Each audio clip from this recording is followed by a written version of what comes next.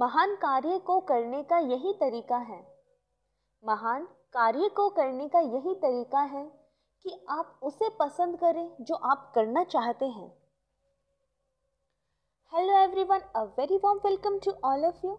सो students, आज हम सामान्य विज्ञान से संबंधित कुछ अति महत्वपूर्ण प्रश्नों की चर्चा करेंगे। देखिए, पहला प्रश्न, इंसुलिन की खोज किसने की? इंसुलिन की खोज, यहाँ बैटिंग कर लीजिएगा, बैटिंग नामक वैज्ञानिक ने करी। बैटिंग नामक वैज्ञानिक ने करी। क्वेश्चन नंबर नेक्स्ट, वनस्पति तेल को घी में परिवर्तित किया जाता है। देखिए स्टूडेंट्स, वनस्पति तेल को घी में हाइड्रोजनीकरण द्वारा परिवर्तित किया जाता है। नेक्स्ट क्वेश्चन, फैदम है। फैदम एक भाप है। भाप कर लीजिएगा, क्या है? फैदम एक भाप है। Question number next, Richter scale मापता है। रिक्टर स्केल भूकंप की तीव्रता को मापता है। क्वेश्चन नंबर फिफ्थ, चिकित्सा व युद्ध में उपयोग के लिए किरणों के नवीनतम अनुसंधान हो रहा है और वो किरणें हैं लेजर किरणें। क्वेश्चन नंबर 6, रडार किस प्रकार की तरंगे हैं? तो रडार है विद्युत चुंबकीय तरंगे। क्वेश्चन नंबर 7, आकाश का रंग नीला किस कारण से दिखाई देता है? देखिए स्टूडेंट्स, आकाश का नीला रंग प्रकीर्णन के कारण दिखाई देता है। जो नीला प्रकाश है वो पृथ्वी के वायुमंडल, हवा के छोटे छोटे कणों द्वारा सभी दिशाओं में प्रकीर्णित होता है। क्वेश्चन नंबर 8, बर्फ का दाब बढ़ाने से उसका गलनांक। अगर हम बर्फ का दाब बढ़ाएंगे तो उसका गलनांक कम होता है, यानी घट जाता है। ये कुछ इस प्रकार से है, बर्फ का दाब बढ़ेगा तो गलनांक होता है उसका कम, यानी प्रोपोर्शनल है। एक मिनट, गलनांक,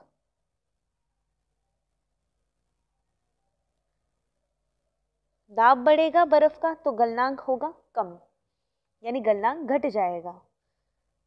ये प्रोपोर्शनल होते हैं दाब और गलनांक एक दूसरे के। क्वेश्चन नंबर 9, चमगादड़ अंधेरे में भी उड़ सकते हैं, या उड़ कर लीजिएगा।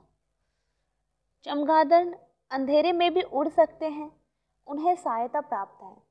उन्हें अल्ट्रासोनिक वेव से सहायता प्राप्त होती है, जिसके कारण चमगादड़ अंधेरे में भी उड़ पाते हैं। क्वेश्चन नंबर 10, जल में स्थायी कठोरता का कारण है। जल में स्थायी कठोरता का कारण कैल्शियम क्लोराइड है। इसे हम CaCl2 भी लिखते हैं। देखिए next question, question number 11, calorie मापती है, यानी कैलोरी किसकी इकाई है? ऊष्मा की इकाई है कैलोरी। क्वेश्चन नंबर 12, सूर्य उदय होते समय तथा डूबते समय लाल दिखाई देता है। देखिए स्टूडेंट्स, सूर्य उदय होता है और डूबता है, उस समय ये लाल दिखाई देता है क्योंकि प्रकाश के प्रकीर्णन के कारण। और आकाश का नीला रंग भी होता है प्रकाश के प्रकीर्णन के कारण। दो क्वेश्चंस देखे हमने प्रकीर्णन से संबंधित, आकाश का नीला रंग तथा सूर्य का उदय होते समय और डूबते समय उसका रंग लाल होता है। ये प्रकीर्णन के कारण होता है, यानी प्रकाश के प्रकीर्णन के कारण ऐसा होता है। क्वेश्चन नंबर 13, घरों में विद्युत संयंत्र जोड़े जाते हैं। जो घरों में विद्युत संयंत्र होते हैं वो समांतर क्रम में जोड़े जाते हैं।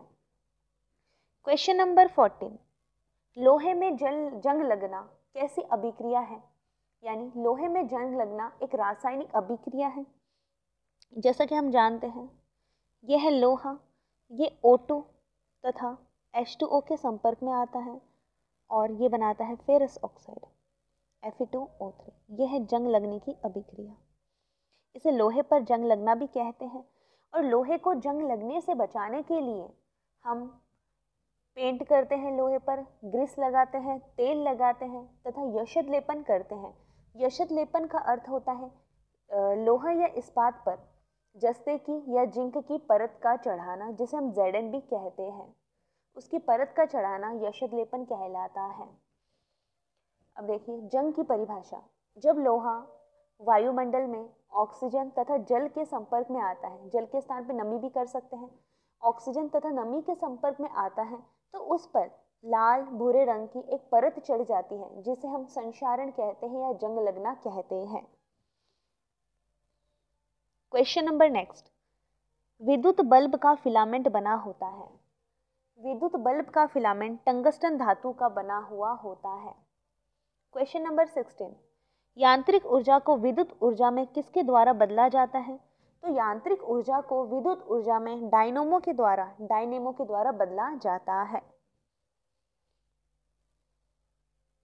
देखिए क्वेश्चन नंबर 17, बिल्ली को रात में अधिक दिखाई देता है, यानी उसकी आंख की जो पुतली है उसकी बनावट ही कुछ इस प्रकार से है। देखिए पुतली की विशेष बनावट के कारण बिल्ली को रात में क्या ज्यादा दिखता है, क्योंकि उसकी जो आंख की पुतली है ना, उसकी बनावट कुछ विशेष प्रकार से है। क्वेश्चन नंबर 18, ऊष्मा की सबसे अच्छी चालक कौन है? चांदी। चांदी में ऊष्मा अच्छी तरह से बहती है, यानी चांदी होती है वो ऊष्मा की सुचालक होती है। सबसे अच्छी चालक है चांदी। नेक्स्ट क्वेश्चन, ऊष्मा की सबसे अच्छी चालक चांदी है। गर्मी में मकान को सफेद रंग से पुतवाना हम क्यों पसंद करते हैं? क्योंकि जो सफेद रंग होता है ना, वो ऊष्मा के परावर्तन का काम करता है। ये ऊष्मा को अवशोषण नहीं करता, ये ऊष्मा को परावर्तित करता है। क्वेश्चन नंबर 20 एंड आज का लास्ट क्वेश्चन, केतली में जो डंडा होता है ना, वो लकड़ी का हम क्यों बनाते हैं?